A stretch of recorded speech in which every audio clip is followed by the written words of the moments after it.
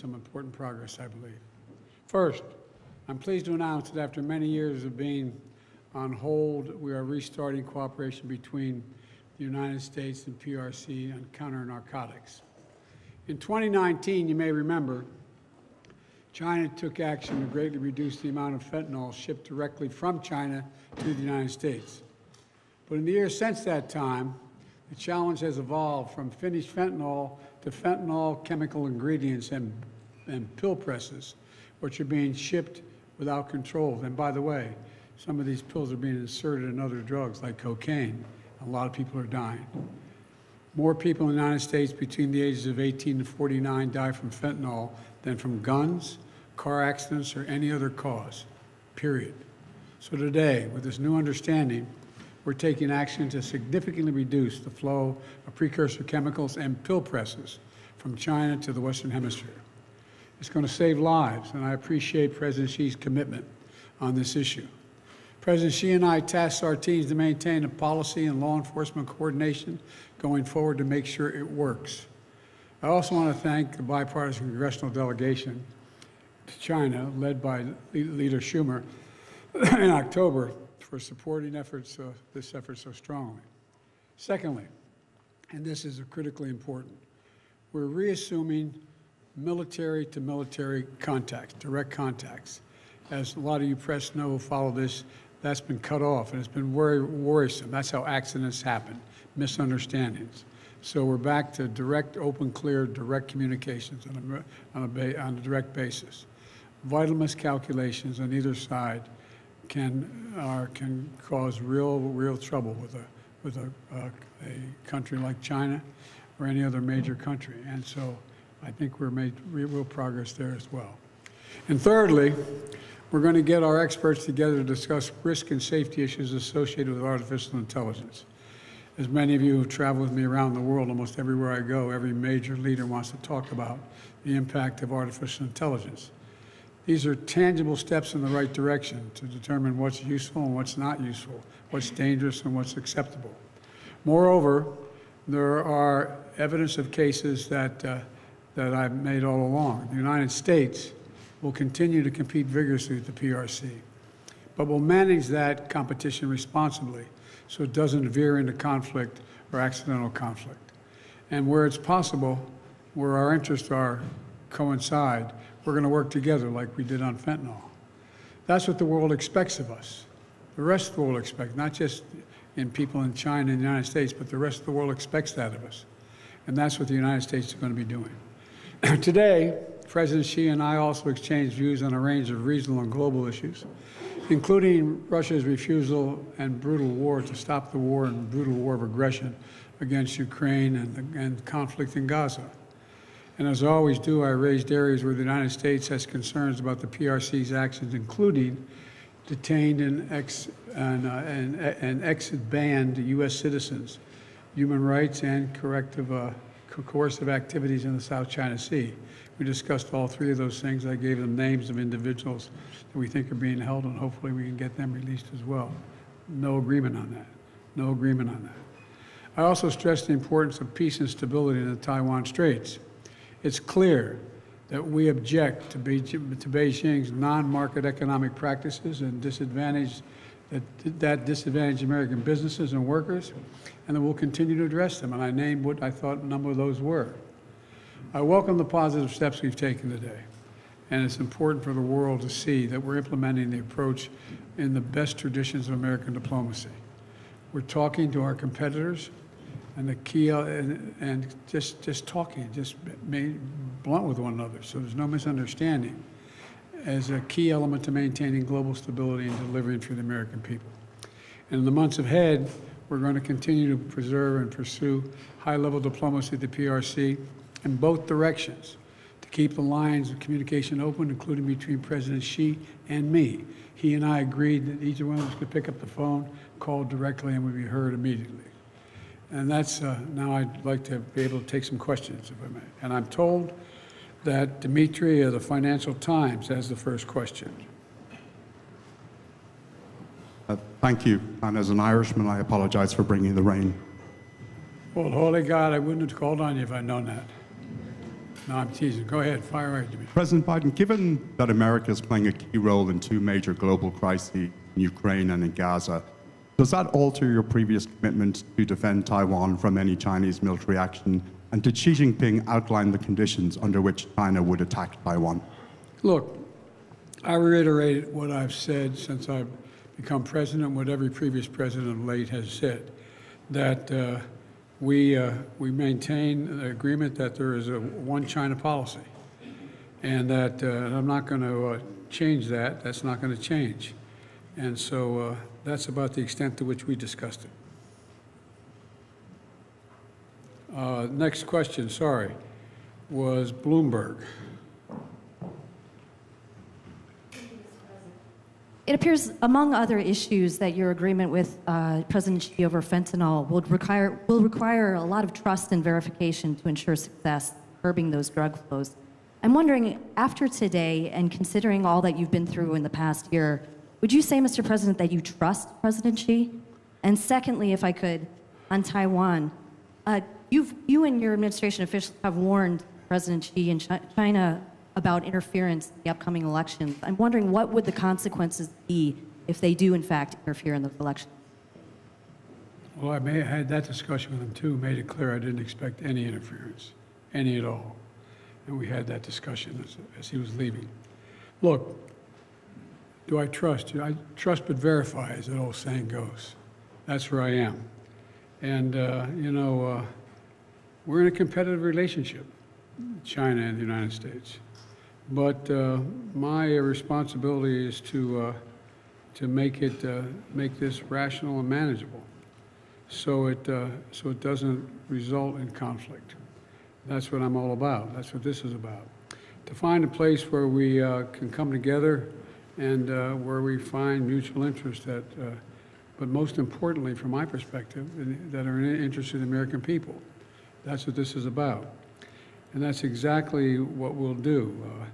We're in a situation where we agreed that fentanyl and its precursors will be curbed substantially, and the pill presses. That's a big movement. They're doing that, and by the way, I guess I shouldn't identify where it occurred, but John, I know two people near where I live. Their kids literally, as I said, strange, they woke up dead. Someone had inserted in, whether the young man did or not, inserted in a drug he was taking, fentanyl. Again, I hope you don't have any experience with knowing anyone, but this is the largest killer, people in that age category. And, I guess the other thing I think is most important is that since I spent more time with President Xi than any world leader has, just because we were vice presidents. His president was President Hu. I'm not making a joke. President Hu and President Obama thought we should get to know one another. It wasn't appropriate for the president of the United States to be dealing with the vice president. So we met, if I'm not mistaken, I think it was 68 hours of just face-to-face, just us and a simultaneous interpreter. So I think I know the man. I know his modus operandi. He's been, we have disagreements. He has a different view than I have on a lot of things, but he's been straight. I don't mean that it's good, bad, or indifferent. It's just been straight. And we, as I said, the thing that I find most assuring is he raised, and I fully agree, that either one of us have any concern, Mr. Ambassador, any concern about anything between our nations or happening in our region, we should pick up the phone and call one another, and we'll take the call. That's an important progress. I'm embarrassed. I think it's CBS, but I can't remember who is CBS. I'm sorry. Mr. President, Judge Bay. Sorry. I apologize. You continue to stress the need to ensure competition with China does not veer into conflict or competition. In the past 2 years, there have been 180 incidents of Chinese aggression against U.S. aircraft in the Indo-Pacific, and of course, ramped up military activity in the South China. If that does not count as veering into confrontation, then what does? And did you issue a warning against that? Well, first of all, none of it did end up in a conflict, number one. Number two, you may recall I did a few little things like get the Quad together, allow Australia to have access to new submarines, moving in the direction of working with the Philippines. So our actions speak louder than our words. He fully understands. And because of the news of the day, sir, I do have a question about the idea of trade on the Al-Shifa hospital, as it tries to contain and take out the Hamas that is there. This week, you also said that we must protect hospitals. So when you weigh the target against the number of civilians inside the hospital, is the operation underway justified? Well, look, we did discuss this, by the way, but we can't let it get out of control. Here's the situation. You have a circumstance where the first war crime is being committed by Hamas by having their headquarters, their military, hidden under a hospital. And that's a fact. That's what's happened. Israel did not go in with large number of troops, did not raid, did not rush everything down.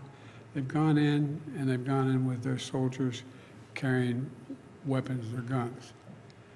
They were told, let me be precise. We've discussed the need for them to be incredibly careful. You have a circumstance where you know there is a fair number of Hamas terrorists. Hamas has already said publicly that they plan on attacking Israel again, like they did before, do everything cutting babies' heads off to burning women and children alive. And so the idea that they're going to just stop and not do anything is not realistic. This is not the carpet bombing. This is a different thing. They're going through these tunnels. They're going in the hospital. And if you notice, I was mildly preoccupied today. I apologize. I didn't see everything. But what I did see, whether I haven't had it confirmed yet, I am asked my team to answer the question. But what happened is they're also bringing in incubators. We're bringing in other means to help the people in the hospital. And they've given the doctors and, I'm told, the doctors and nurses and the personnel an opportunity to get out of harm's way. So this is a different story than I believe what was occurring before with indiscriminate bombing. What do you got? Washington Post. I think that's right. Mr. Oh, there you are. Sorry, I couldn't see in the light. Mr.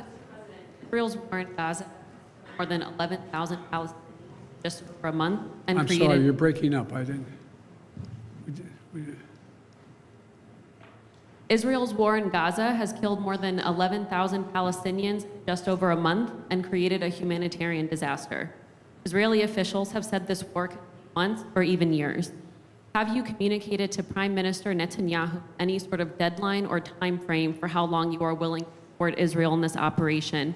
Are you comfortable with the operation going on indefinitely, and is there any deal underway to free hostages? Thank you. Yes, no, working backwards, forward. Look, I have been deeply involved in moving on the hostage negotiation. I don't want to get ahead of myself here because I don't know what's happened in the last 4 hours, but we've gotten great cooperation from the Qataris. I've spoken with them as well a number of times. I think the pause and that the Israelis have agreed to, it's down to, well, I'm getting too much detail. I know, Mr. Secretary, I'm going to stop. But I am mildly hopeful. I'm mildly hopeful. With regard to when is this going to stop, I think it's going to stop when the when Hamas no longer maintains the capacity to murder and abuse and just do horrific things to the Israelis. And and they still think that, at least as of this morning, they still thought they could. I guess the best way for me to say it is that I take a look. The IDF, the Israeli Defense Forces, acknowledges they have an obligation to use as much caution as they can in going after their targets. It's not like they're rushing in the hospital, knocking down doors and, you know, pulling people aside and shooting people indiscriminately. But Hamas, as I said they plan on attacking Israelis again. And this is a terrible dilemma. So what do you do? I think that Israel is also taking risks themselves about their folks being killed and one-to-one going through these hospital rooms, hospital halls.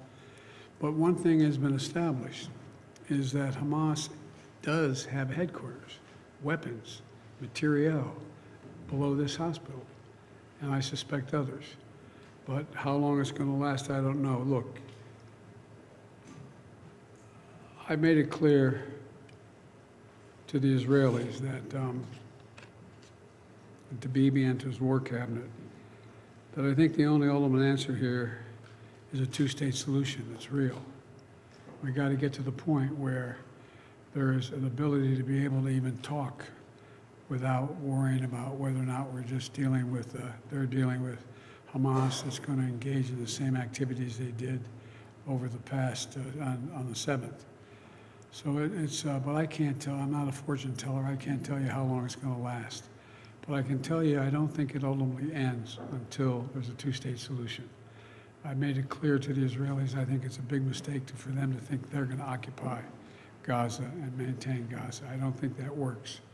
And so I think you're going to see efforts to bring along, well, I shouldn't go into it anymore because that's been things I've been negotiating with Arab countries and others about what the next steps are.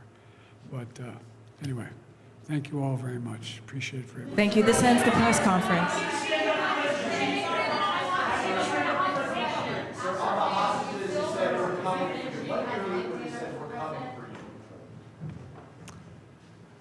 When Hamas said they plan on doing the same thing again, what they did on the 7th. They're going to go in, they want to slaughter Israelis. They want to do it again. They've said it out loud.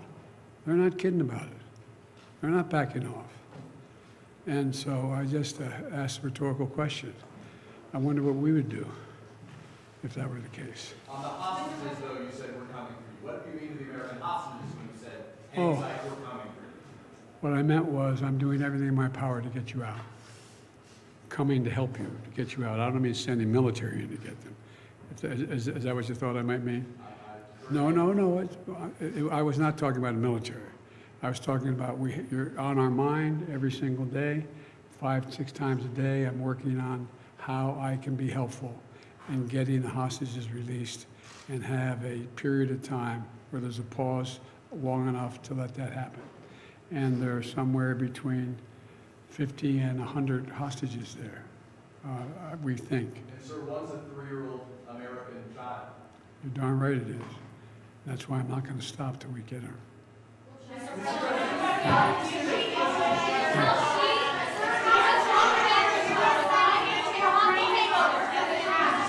Who can hold Morales? Can you detail for us what kind of evidence the U.S. has seen that Hamas has a command center under Al-Shifa Hospital? No, I can't tell you. I won't tell you. Do you feel absolutely confident based on what you know that Yes. that is the truth? Yes. And Mr. President, after today, would you still refer to President Xi as a dictator? This is a term that you used earlier this year. Well, look, he is. I mean, he's a dictator in the sense that he is a guy who runs a country that is a communist country that is based on a form of government totally different than ours. Anyway, we may start.